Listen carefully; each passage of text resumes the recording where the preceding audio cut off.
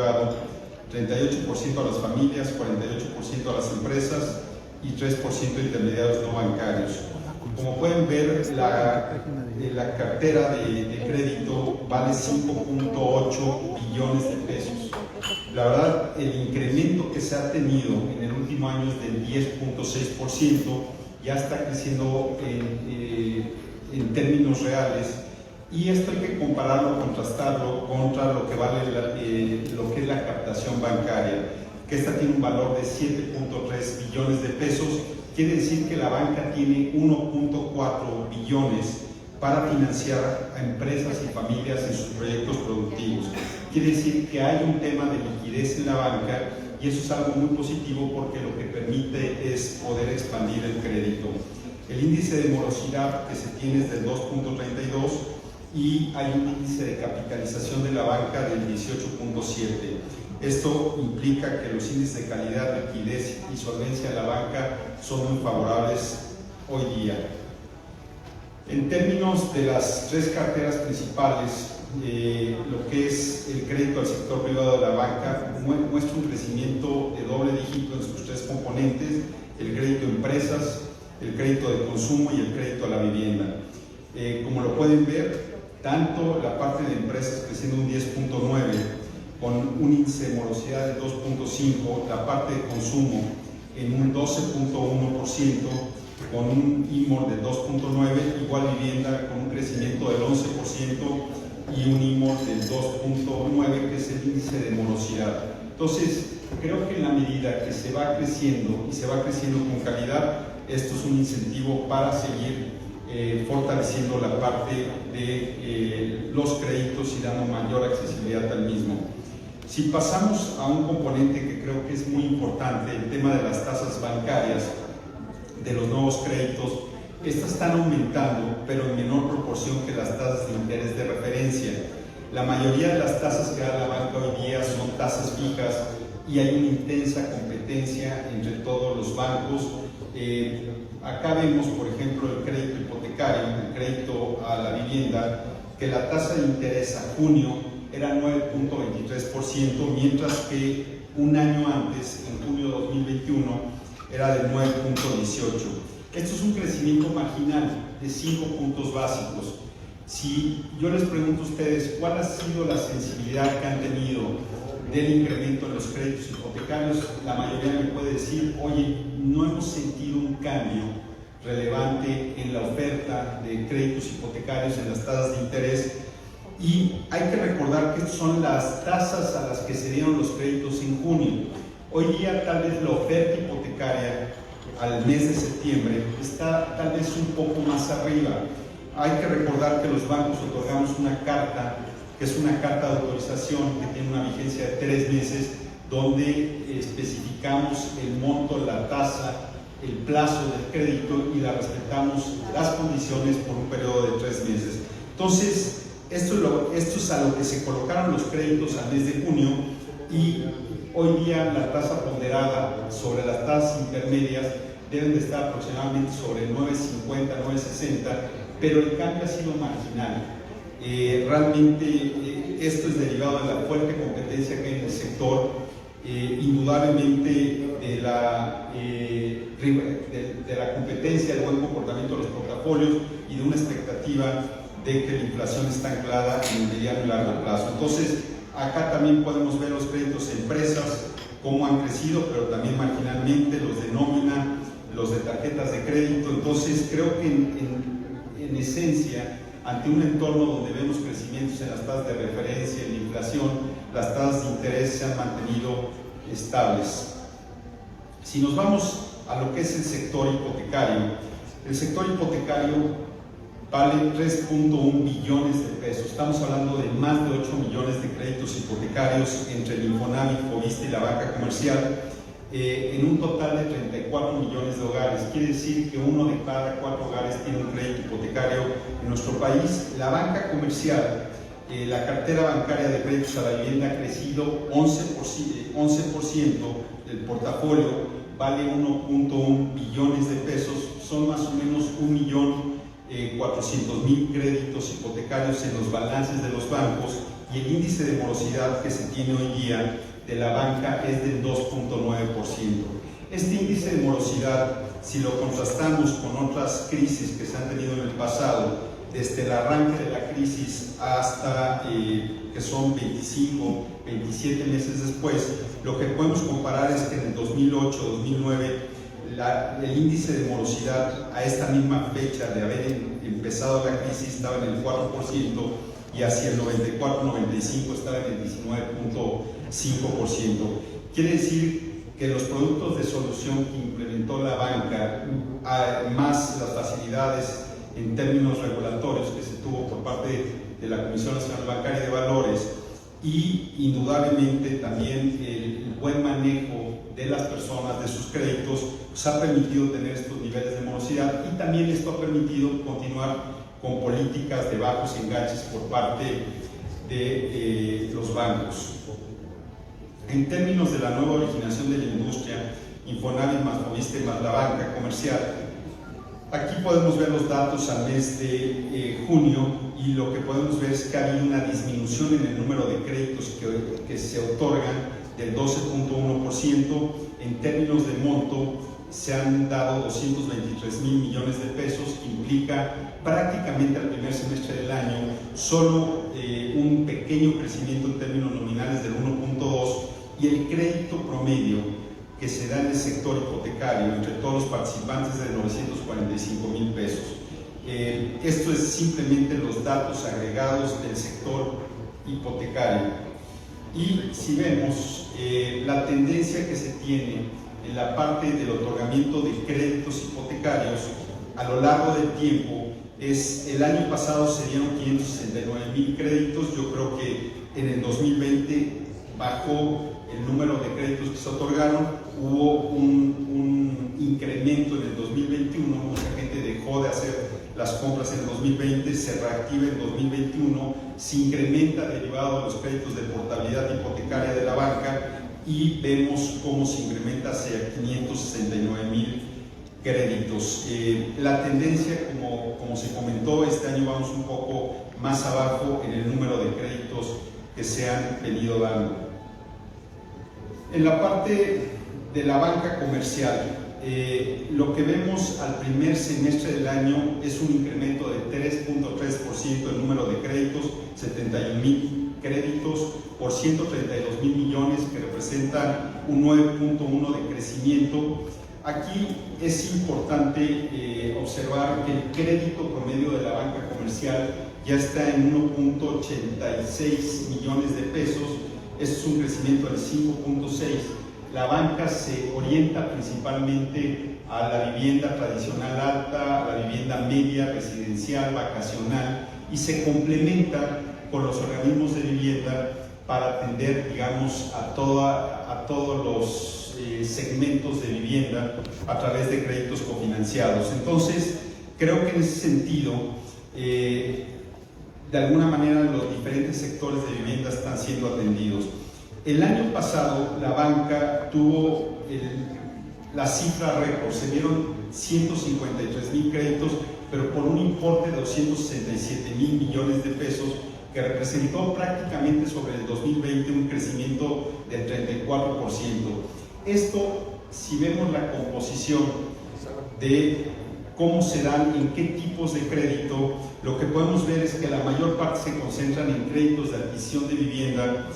Hay un porcentaje que se da en lo que le llamamos pago de pasivo o mejora de hipoteca, que son las transferencias de créditos de un banco a otro, buscando por parte de los acreditados disminuir la tasa de interés, la carga financiera y bajar la mensualidad del crédito. Derivado de prácticamente que el año pasado se dieron un muy fuerte movimiento en el tema de pago de pasivos, este año se ve una disminución, y también con el ligero crecimiento en las tasas de interés vemos una menor proporción de créditos de mejoras de hipotecas o pago de pasivos. Vemos que el tema de construcción está tomando importancia. Esto es construcción, terreno más construcción, donde das un financiamiento a la persona que tiene un terreno y quiere construir sobre él, y vamos dando los recursos vía parcialidades conforme se avanza la obra, y creo que este tipo de financiamiento está tomando mucha relevancia. Vemos que los esquemas de liquidez no se han incrementado como pensábamos en una época donde las personas tienen un menor ingreso disponible y que los créditos de liquidez podrían ayudar a consolidar deudas, mandarlas a largo plazo y poder que ese ingreso disponible no se dedique al pago de las deudas. Sin embargo, las personas son muy cautelosas de hipotecar su vivienda para utilizarlo para este tipo de destinos y creo que es un crédito que falta mucha difusión en cuanto a los beneficios que trae consigo la parte de liquidez. Si me voy a cómo se ve el otorgamiento de créditos hipotecarios los últimos 12 meses contra los 12 meses anteriores, lo que nos podemos dar cuenta es que donde más se han orientado los créditos es hacia la parte de playas y frontera. Vemos un fuerte crecimiento en la parte de Quintana Roo, con un crecimiento del 44% año contra año,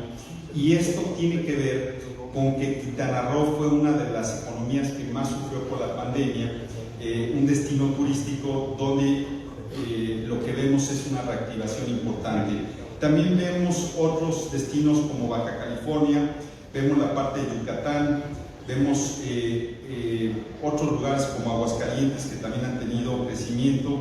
y ahí lo pueden ver ustedes como principalmente la parte de playas y frontera es donde hemos tenido los mayores crecimientos en lo que son los créditos hipotecarios bancarios. Si me voy a ver la parte de Puebla, en Puebla, pues básicamente, no traigo aquí los números, pero se dan aproximadamente unos 5,000 créditos al año, 5,000 créditos hipotecarios bancarios, por un importe de 7,500 millones de pesos. Eso fue lo que se dio en el 2021. La tendencia para este año es una tendencia positiva. Al primer semestre del año se han dado 2,400 créditos por un importe de 3,700 millones de pesos. ¿En dónde se orientan estos créditos? Pues principalmente para adquisición de vivienda. Hay un componente también que ha bajado en la parte de mejoras de hipotecas, y también aquí tal vez un dato a resaltar es que se ha venido incrementando de manera interesante los créditos de construcción de vivienda, que son estos esquemas que comentaba, donde damos el financiamiento a la persona para que construya sobre un terreno, o financiamos el terreno más la construcción y podemos financiar hasta el 75% o 80% del valor final de la vivienda, y donde vamos dando el recurso vía parcialidades conforme se avanza físicamente la obra, y la idea es que con el recurso del banco se termine de construir. Estos esquemas los podemos implementar de tal forma que el recurso se termine entregando al desarrollador o al constructor o al arquitecto que está haciendo la construcción, y eso da la certidumbre que a través del crédito hipotecario se va a poder tener, se tienen los recursos para terminar la vivienda, la obra. Uno de los grandes cuestionamientos que se tienen en la parte hipotecaria, yo creo que es lo que preguntan invariablemente, ¿cuál es la tendencia que vemos en las tasas de interés? La realidad es que el costo del dinero de largo plazo ha venido creciendo. Eso lo podemos ver en el bono M a 10 años o en el de 7, en el de 5, van en la dirección, en la misma dirección. Hoy día, si ustedes revisan cuánto está el bono M a 10 años, está sobre 9.4, y realmente las tasas de interés promedio que se tienen en el crédito hipotecario están sobre 9.5, 9.6 hoy día. Entonces, lo que realmente ha pasado es que ha habido una disminución importante en los márgenes de utilidad para los bancos. Sin embargo, es un producto que lo que te permite es vincular al cliente en el largo plazo, el poder acompañar una de las decisiones más importantes, que es la compra de una vivienda, y sobre todo el poder vincular a ese cliente con muchos otros productos y servicios bancarios a lo largo del tiempo. Ese creo que tiene un valor muy importante. El buen comportamiento que han tenido los portafolios, una cartera vencida prácticamente a niveles de prepandemia 2.9, también es un elemento positivo, y las perspectivas de que las tasas de interés y que la inflación de alguna manera está anclada en el mediano y largo plazo, las perspectivas es que las tasas se puedan mantener o se puedan reducir en el mediano y largo plazo. Entonces, todos estos son temas que de alguna manera ayudan a poder mantener la oferta que se tiene hoy día de los créditos hipotecarios. Ahí lo pueden ver, la línea roja es la tasa activa promedio ponderada de adquisición de la banca, como a junio estaba en 9.23 y prácticamente converge con el costo de fondeo, con el costo del bono M a 10 años. Hay que recordar que los bancos incorporan en sus créditos hipotecarios seguros de vida, seguros de daño, viene la parte de desempleo, donde se tiene una pequeña ganancia y también algunas comisiones, como pueden ser las comisiones de apertura o las comisiones de otro tipo de comisiones que se incorporan a los créditos, pero sí ha habido una reducción importante en los márgenes operativos, los márgenes financieros con los que operan los créditos hipotecarios hoy día. Esta es una secuencia que se me hace interesante mostrarla y que de alguna manera lo que nos deja ver es la evolución que ha tenido el producto hipotecario en nuestro país. Estamos hablando de que la banca prácticamente no participaba en el crédito hipotecario hacia el año 2000. Los bancos no daban créditos hipotecarios, estaban regresando de la crisis del 95, las tasas eran variables, solo se prestaba el 50% del valor de una propiedad y el crédito fue evolucionando, se pasaron de tasas variables a tasas semifijas, después a fijas de manera muy rápida, se incorporaron los productos con los organismos públicos de vivienda, se lanzó en 2005-2006 el COFINAVI, salieron los seguros de crédito a la vivienda, los productos cofinanciados con el FOBISTE. Ya para la crisis del 2008-2009 se incorporaron productos de solución que nos ayudaron a entender cómo ayudar a las personas cuando estaban padeciendo por una situación de pérdida de empleo, disminución de los ingresos, y se fue evolucionando. En el 2012 salió el segundo crédito con el Infonavi y para el 2014 se incorpora la portabilidad hipotecaria. En el 2017, derivado de los lamentables sismos, se mejoran los seguros de daños y en la época del COVID, derivado de la rápida implementación de los programas de apoyo, pues realmente no se ve una disminución en los ritmos de colocación, sino al contrario, se mantienen en el 2020 y se incrementan de manera sustancial en el 2021, mucho empujado por los temas de portabilidad hipotecaria, y vemos cómo la banca llega al monto que más ha colocado, que fueron 267,000 millones de pesos, y para este año el acumulado de los 12 últimos meses ya vamos en 280,000. Quiere decir que hay un crecimiento, no obstante esta situación de incremento de tasas de referencia, alta inflación, donde indudablemente hacia una persona, una familia que va a comprar una vivienda, lo que se enfrenta es que cuando va y consume los productos, los servicios, su ingreso disponible baja y el margen que le queda para poder tomar endeudamiento, para poder tomar un crédito y comprar una vivienda, se vuelve más complicado. Sin embargo, lo que hemos entendido es que esta es una decisión de largo plazo y, por supuesto, el valor de los bienes, el precio de los inmuebles ha venido creciendo por arriba de la inflación, lo que se vuelve un mecanismo en el cual hay una generación de patrimonio por parte de las familias que contratan y que compran una vivienda. Entonces, en ese sentido, creo que hay una mucho mayor claridad en esta parte. Y la banca participa básicamente en la parte tradicional alta, media, residencial, vacacional, el Infonavit, el FOBISTE, en la parte de vivienda popular tradicional, de acuerdo a los indicadores que nos envía Softec, y tenemos productos para atender a los diferentes derechohabientes del FOBISTE Infonavit, productos cofinanciados, productos coparticipados, donde hay una muy buena coordinación y comunicación con el Infonavit, con el FOBISTE. Aquí con Marcia platicamos mucho y tenemos muchos productos que estamos empujando actualmente. Entonces, la realidad es que el crédito hipotecario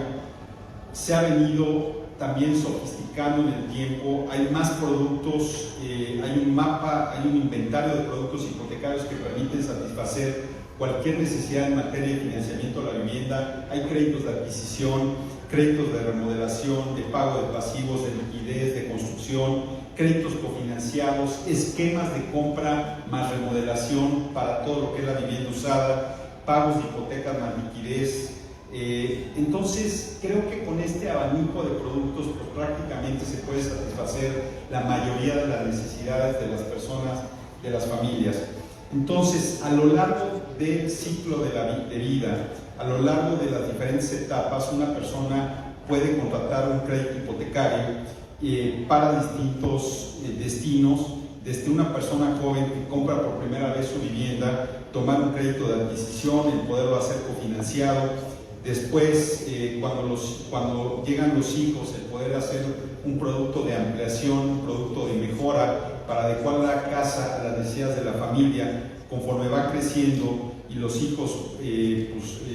empiezan a ir a la escuela, a la universidad, pues también el que haya productos de liquidez, donde la casa pueda ser un mecanismo para obtener los recursos para invertir en la educación de los hijos, también está ese destino,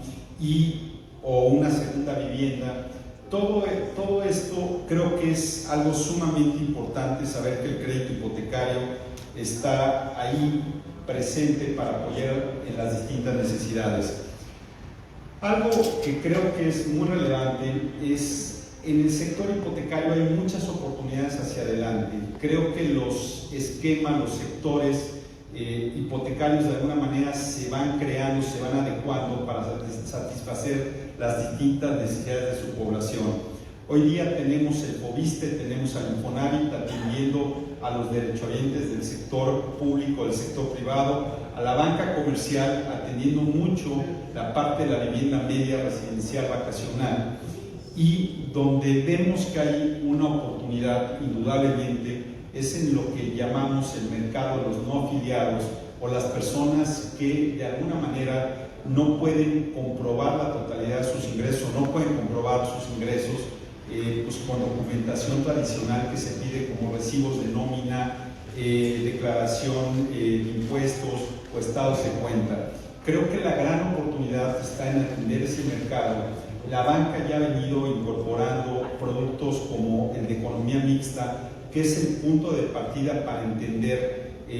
cómo determinar de manera correcta los ingresos de una persona, y son aquellas personas que te pueden dar una parte de sus ingresos a través de documentación tradicional de la banca, pero la otra parte la reciben en efectivo, la reciben de diferentes formas, y a través de modelos de estimación de ingreso con base en información de buró se puede determinar sus capacidades de pago y de alguna manera dar un crédito de acuerdo a sus necesidades. Creo que en la medida que podamos entender este tipo de segmentos, podemos dar un mayor financiamiento. Y también una gran oportunidad que siempre me gusta comentarlo es ver el ahorro, los esquemas orientados al ahorro, donde el ahorro lo que te permite ver no solo es llegar a un enganche objetivo, sino la capacidad de una persona de ahorrar una determinada cantidad de forma sistemática, y que eso determine la capacidad de pago. Si alguien puede ahorrar 2,000 o 3,000 o 5,000 pesos en un periodo determinado, quiere decir que puede pagar un crédito también de la misma forma. Y esos esquemas de ahorro, crédito, son los que tenemos que ir pensando y tenemos que ir diseñando, y que nos permita que al final de cuentas podamos atender a ese tipo de segmento de la población que no está teniendo acceso al crédito. Y me gustó escuchar la presentación de Marcia, porque hablaba del tema de autoproducción asistida. Creo que la mayoría es el esquema que más se utiliza en México para construir una vivienda, pero si lo vemos de otra forma también es un esquema en el cual la gente que está haciendo autoproducción nos está mostrando que sí tiene esa capacidad de ahorrar, porque conforme van comprando los materiales, van de alguna manera construyendo su vivienda, tiene que ver con ese ahorro y esa inversión en los materiales, y eso nos muestra que a veces se tardan muchos años en terminar de construir adecuadamente su vivienda porque no tienen el financiamiento, pero sí tienen esa capacidad de ahorro. Entonces tenemos que pensar cómo diseñar esos productos que lo que nos permitan es poder atender a los diferentes segmentos de la población y las diferentes necesidades que se tienen en tema de financiamiento de la vivienda. Entonces, creo que simplemente quería compartir con ustedes estas reflexiones porque creo que el sector hipotecario ha venido evolucionando de una manera correcta en nuestro país. Es algo que ha permitido mantener el tren de la vivienda activo, pero que hacia adelante todavía se nos presentan muchísimas oportunidades y esas son las que tenemos que entender y capitalizar. Entonces, por mi parte sería todo, era una breve presentación, espero que no me haya extendido demasiado y María, muchas gracias. Gracias.